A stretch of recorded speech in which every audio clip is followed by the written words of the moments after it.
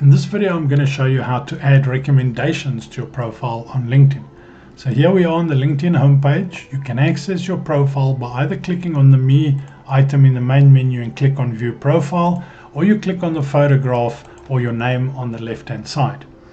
When you arrive at your profile page, just scroll right down until you see the recommendations section.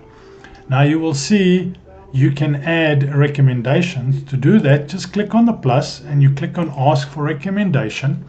And then all you do is type in the name of the person until it comes up and you select it.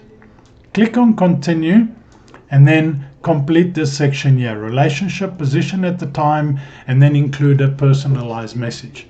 When this person then creates the recommendation and clicks Save, you will get a notification on LinkedIn to say that they have recommended you. You can then go and view it, and if you're happy with it, you can display it on your profile.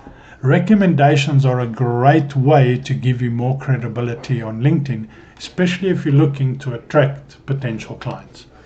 I hope you found this video useful. Please check out the other videos in this playlist on other functionality on LinkedIn.